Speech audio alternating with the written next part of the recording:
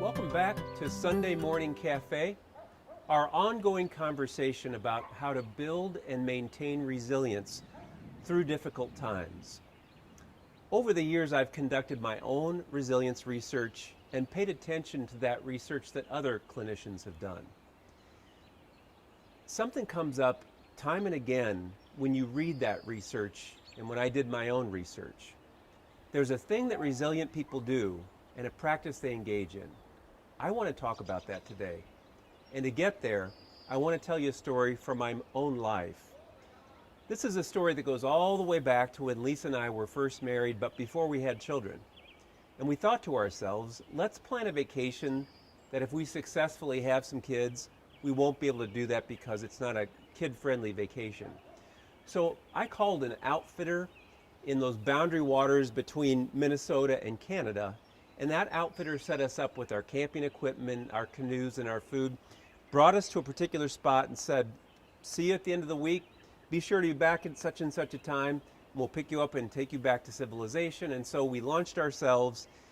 And I had it in my head that we just had to have our very own island. So it took us many, many miles to get there.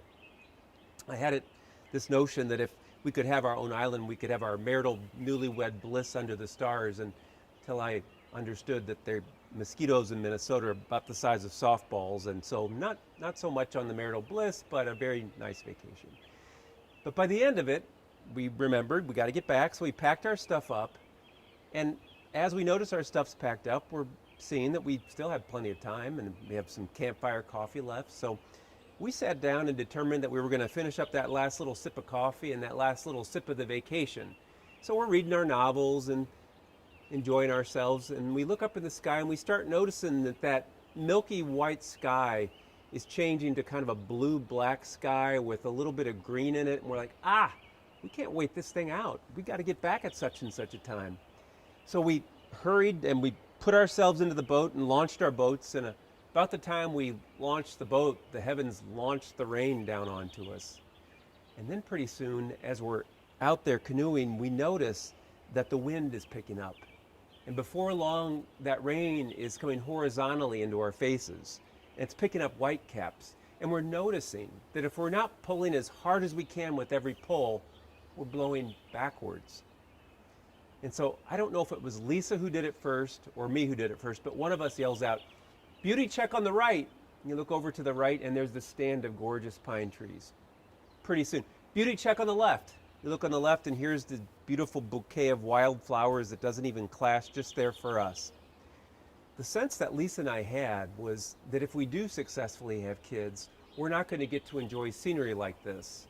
So we'd better enjoy it while we have it right here. So we did our beauty checks all along the way. And to this day, if you were to ask my wife Lisa or me, we'd tell you, we're convinced it's those beauty checks that gave us the energy and the power to make it through that long journey all the way back. Well, here's the good news. We did conceive and had a girl. And then a couple years later, we had our son. And before we had our third child, that was about the time that my wife began her medical residency. And in those days, about every fourth day, Lisa would have to work a 36-hour shift, frequently with no sleep at all. If she was lucky, a couple hours sleep.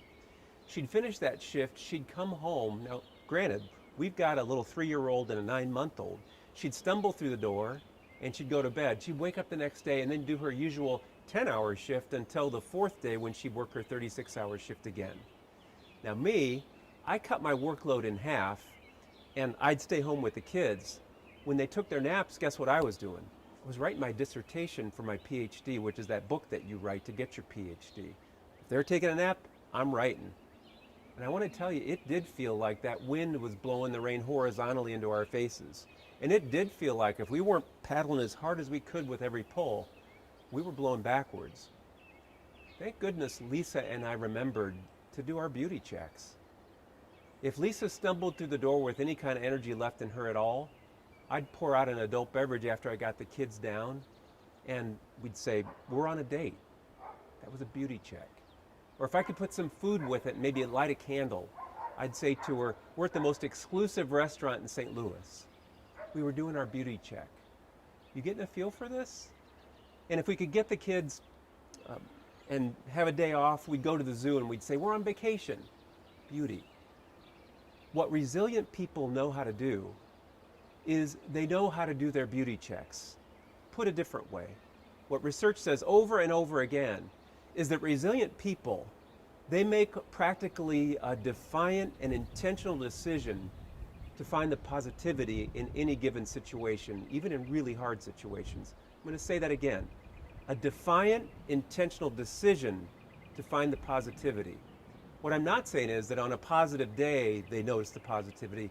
In the hardest of days, they're scanning their environment to see where the beauty is, to celebrate it, and to be positive in those instances. Does it feel to you like the rain's blowing horizontally into our faces these days? Does it feel to you that if you're not paddling as hard as you can, does it feel like you're blowing backwards in the challenge that we find ourselves in right now? The question I'd like to ask of you and me is, are you doing your beauty checks? Are you making it a point to notice in your environment the positive, to make note of it, and to celebrate it? You and I, we both know we can find those instances where there's a lack of kindness, where there's a stinginess, where there's not enough. We can find those. It's easy to find those kinds of things. To be resilient, though, is to make that defiant and intentional decision to scan your environment to find that beauty that's worth celebrating. My father-in-law's wife, he's on dialysis, so his immune system is compromised. She goes to the store in Florida, where there's so many people who are aged now and are in that risk category. Well, she goes to the store and she sees on the shelf the last 2 remaining bottles of Clorox wipes. On her way there, some guy in his 30s grabs them to go buy them. She has the courage to walk up to him and explains her situation and her husband at home and says, "Can I just buy one of them?" That 30-something-year-old guy looks at her and says, "You know what? Why don't you have both of these?" And he hands those over to her. My father-in-law's wife telling me that story gave me the opportunity to do my beauty check. There will be hundreds of those stories, maybe not as dramatic as that story, but there will be hundreds of those stories for those who will take the time to be resilient and notice them, and to tell those stories and notice them and celebrate those stories. So that's what I want to leave us with this week until I see you next week.